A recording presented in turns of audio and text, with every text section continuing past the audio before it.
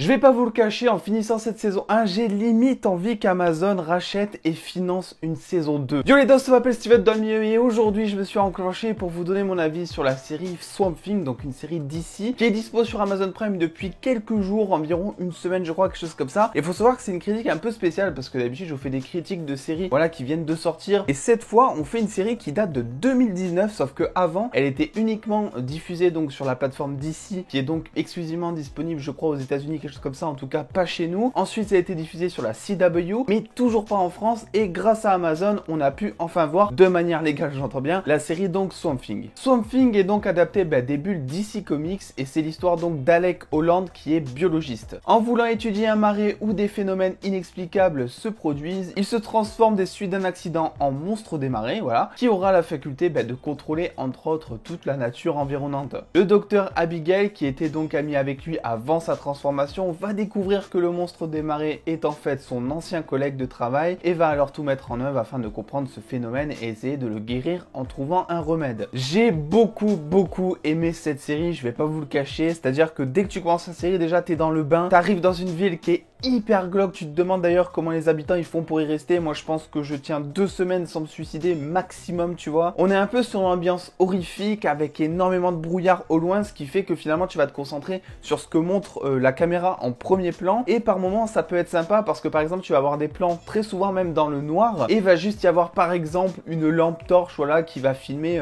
une pièce dans le noir, quelque chose comme ça, et ça va laisser libre cours au suspense. Donc le noir plus le brouillard plus le marais glauque, je peux vous assurer que là niveau ambiance horrifique on est pas mal dans cette ville. Ce que j'aime bien aussi avec cette série, c'est que quel que soit un petit peu votre genre horrifique, mais même si vous n'aimez pas l'horreur, mais ça on en parlera un petit peu plus tard, parce qu'il y a genre du gore, il y a genre des jumpscares, même si bon ça reste très léger, hein, ils sont vraiment de là pour être là, et je crois qu'ils sont là genre pendant un épisode. On a du fantastique science-fiction par rapport à tout ce qui est justement science, biologie, tout ça, et on va avoir un peu d'esprit, un peu de démon, voilà, une petite dose comme ça. Et même si vous n'êtes pas fan d'horreur, faut savoir que si moi j'ai kiffé regarder la série, pourquoi pas vous au final. Et d'ailleurs c'est pas pour rien parce que Warner, afin de coproduire la série, ils ont fait donc appel à la société de production de James Wan. James Wan qui est donc réalisateur de certains, je crois pas tous, Conjuring, de certains Insidious je crois aussi, et de Aquaman. Mais si je dis Aquaman, même si ça reste totalement autre chose, c'est que la patte du réalisateur d'horreur se fait vachement ressentir, par exemple dans la scène aquatique d'Aquaman avec tous les monstres sous-marins, les espèces de piranhas là. Cette scène était beaucoup trop stylée. Ensuite, ce genre de série, c'est un truc phénoménal à quel point ça aurait pu se casser la gueule si les effets spéciaux, si le visuel n'avait pas fonctionné. On est sur une série d'horreur, sur de la démonstration, sur un peu de spectaculaire, et effectivement si tu te retrouves avec un monstre des marais qui ressemble à King Shark dans Flash en full CGI dégueulasse, t'y crois pas une seule seconde. Le monstre des marais lui est super bien fait, son costume c'est pas du CGI, c'est vraiment, alors je sais pas comment on appelle ça, mais c'est un costume quoi, voilà, avec certainement quelques effets pour donner un peu plus de réalisme, notamment je pense les yeux, je crois pas que ce soit des lentilles que porte l'acteur parce que des fois ça brille quand même vachement pas mal, et en plus de ça ils auraient pu vite tomber dans la facilité parce que on sent que c'est une série qui a pas énormément de budget, et quand c'est comme ça tu te dis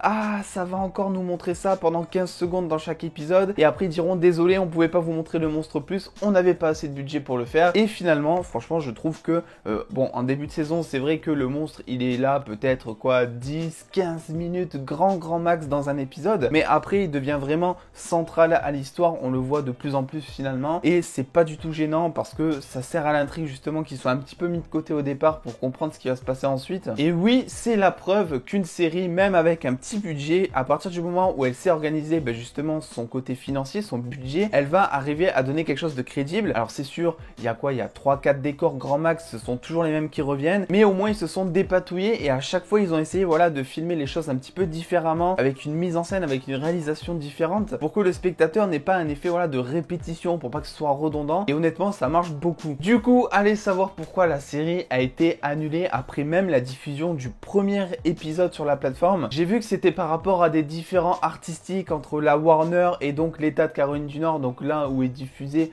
justement la série. Je sais pas ce qu'ils ont fait, peut-être que l'État de Caroline du Nord s'est dit bon on veut pas de cette mauvaise pub, chez nous c'est pas un marais glauque, les gens vont pas venir chez nous, ça va tuer le côté touristique de la chose. Tout ce qu'on sait c'est que la série est annulée, et définitivement. Donc j'espère que si vous avez vu ou si vous regardez cette série prochainement, que vous ferez du bruit sur les réseaux en taguant Amazon Prime, comme ça peut-être, voilà, peut-être qu'ils vont tout simplement racheter la licence et en faire une saison 2. Bon, ça serait un peu rêvé, mais sait-on jamais. Les personnages, évidemment, parlons-en, parce que au-delà du spectaculaire, ce qui est va nous convaincre le plus dans cette série, ce sont leurs personnages et surtout la psychologie des personnages, parce que tous les personnages sont tous timbrés. Honnêtement, à part peut-être Abigail, qui est donc le personnage principal, et encore on peut se poser des questions parfois, je pense que tous les personnages de cette ville sont tarés, vraiment, c'est le cas de le dire. Et en plus, au fur et à mesure de la série, tu vas apprendre un petit truc sur chaque personnage, un élément de son passé ou même un élément de son futur, qui va voilà te donner peut-être un autre point de vue sur le personnage, qui va peut-être aussi le rendre complètement timbré. Concernant maintenant la créature, alors j'ai pas lu les comics, donc je sais pas vraiment comment il est dedans, mais ce que je peux vous dire, c'est que dans la série, il est considéré donc comme un anti-héros, c'est-à-dire que clairement, il va tuer des gens, ça c'est pas une surprise, mais que à chaque fois, ça va être justifié, que ce soit en termes de morale ou que ce soit en termes de scénario. Mais à côté justement de ce truc de tuer, on va avoir tout un côté préservation de la nature. Alors c'est quelque chose qui est indirectement explicité dans la série, mais par exemple, toutes les plantes, tous les fruits, tous les arbres vont être vraiment considérés comme des êtres vivants, et que ce soit par rapport au dialogue ou même la mise en scène. Et à côté de ça, d'ailleurs, toujours concernant la nature, tu vas avoir une espèce de personnification, une espèce de métaphore autour donc de l'effet néfaste de l'homme sur la nature, donc tout ce qui est pollution, tout ce qui est déforestation, feu de forêt, tout ça, c'est quelque chose qu'ils ont appelé les ténèbres, et c'est quelque chose que là aussi, ils ont décidé de personnifier, de montrer, et on sent vraiment que dans les premiers épisodes, ils vont opposer les ténèbres à la nature qu'ils vont appeler, je crois, l'âme verte. Pour conclure, Swamp Thing, c'est vraiment peut-être ma meilleure série DC Comics. Alors j'ai pas encore tout vu, c'est pour ça que je dis peut-être, mais de ce que j'ai vu, c'est sûr que c'est peut-être dans mon top 2, top 3. C'est donc sur Prime Video, 10 épisodes d'environ 45 minutes, 50 minutes chacun je crois, ça se regarde très facilement. Avant de vous lâcher, je remercie Laura pour son don de 10 € sur mon Utip, et si vous voulez me soutenir ou soutenir la chaîne vous aussi, vous pouvez le faire par différents moyens en fait, c'est ouf. Cliquez sur le lien en description sur le Utip pour regarder une petite pub, ou même lâcher le like, ou même partager la vidéo. Putain, mais 2020 c'est un truc de dingue. Bref, maintenant assez plaisanté, passons à partie spoiler. Il y a comme un poison qui émane du marais. Et le délice finalement d'apprendre que le monstre n'est pas Alec, que c'est juste la conscience d'Alec, mais que le corps d'Alec, en fait, que Alec lui-même est tout simplement mort. C'est cool parce que ça ouvre plein de portes, ça ouvre plein de trucs, parce que finalement t'as tout ce côté scientifique qui va se ramener dans la série, tu sens que clairement ils sont tout le temps dépassés. Alors là, quand ils vont apprendre, enfin ils l'apprendront jamais parce qu'il n'y aura pas de saison 2, mais s'ils apprenaient finalement que c'est une histoire de conscience, comment tu veux analyser une conscience? C'est juste impossible, donc ça ouvre de ce côté-là plein de portes, je trouve. T'as tout cet univers aussi connecté, limite c'est de la domotique en fait, entre l'âme verte, le monstre, toutes les plantes, t'as les ténèbres de l'autre côté, donc vraiment il y avait quelque chose vraiment à exploiter. C'est pour ça qu'en saison 2 je pense que ça aurait été insane de faire ça. J'ai été aussi agréablement surpris par le fait que Alec et Abby finalement n'aient pas de romance. Alors clairement on sent qu'il y a un petit truc, on sent que si le mec était encore humain, bah il y aurait plus que quelques petits bisous c'est sûr, mais là ils en ont vraiment pas fait trop, et heureusement parce que j'ai eu l'impression à un moment que ça allait tourner comme La Belle et la Bête, un délire un petit peu comme ça, je pense que vous voyez, et je pense que c'est un choix des scénaristes parce que forcément ils ont dû se poser la question à un moment, c'est sûr, en sachant je crois vraiment dans les comics, dans Swamp Thing, la créature des marais a vraiment Abigail comme femme, donc ils sont vraiment ensemble, donc c'est sûr que c'est rentré un moment dans leur tête. Et voilà, je pense que le but ici était peut-être de présenter tout l'univers un petit peu glauque et tous ces aspects autour des démons, autour des ténèbres et de tout ça, et que mettre une forme d'amour pur finalement dans la série, ça aurait peut-être sorti le spectateur de toute cette frayeur, enfin en tout cas de toute cette ambiance assez horrifique. Premier hic et un des rares pour moi, c'est donc le professeur Jason Woodrue, qui d'ailleurs si vous êtes resté un petit peu à la fin du dernier épisode après le générique, on voit clairement qu'il devient donc Floronic-Man dans son costume de Floronic-Man. Du coup c'est un gros hic parce que c'est un personnage qui est vu et revu en fait dans la série. Il m'a clairement fait beaucoup penser à Edward Nygma dans Gotham. Alors même si j'ai pas vu tout Gotham et que j'ai pas vu Edward Nygma se transformer totalement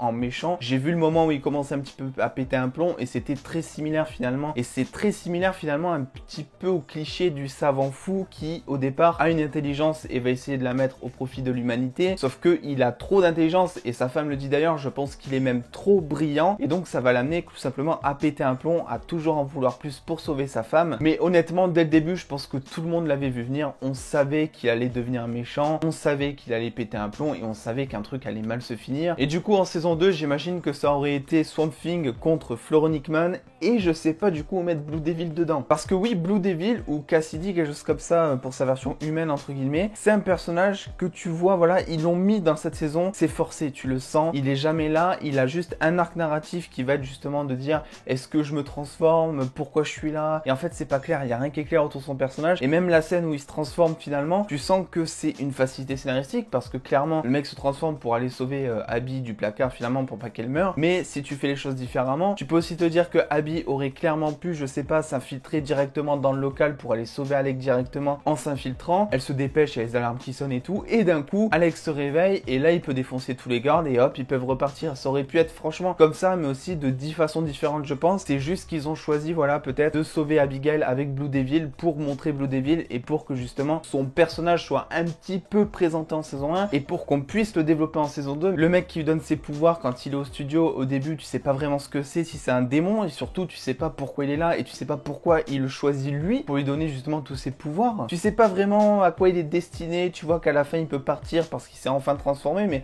c'était ça du coup son avenir, je veux dire, c'était sauver Abigail d'un placard, c'est pas ouf quand même. Et pour finir, il faut aussi que je vous parle donc du méchant principal entre guillemets, donc Monsieur Sunderland, donc interprété par Will Patton. J'ai vraiment un gros problème avec son jeu d'acteur, c'est insane, c'est-à-dire que qu'il soit triste ou qu'il soit en colère, c'est toujours la même expression faciale. Il a un espèce de sourire narquois tout le temps au coin de la lèvre, et du coup tu sais pas vraiment ce qu'il est en train de jouer. À la rigueur, il y a que vraiment quand il a mal ou quand il a peur que là vraiment les expressions vont sortir, et là je trouve que ça fait plutôt le taf parce qu'évidemment c'est des émotions plus fortes, donc peut-être que l'acteur se donne plus, mais en tout cas pour ce qui est des trucs un petit peu plus subtils, tu le vois pas trop venir et finalement tu sais pas sur quel pied le prendre le mec. Bref voilà, n'hésitez pas à me dire ce que vous avez pensé de la série en commentaire. D'ailleurs, si vous lisez les comics ou si vous connaissez un petit peu l'univers, n'hésitez pas à me donner quelques références. N'oubliez pas le petit like évidemment qui fait plaisir, et en attendant les dos, prenez soin de vous, des bisous les dos.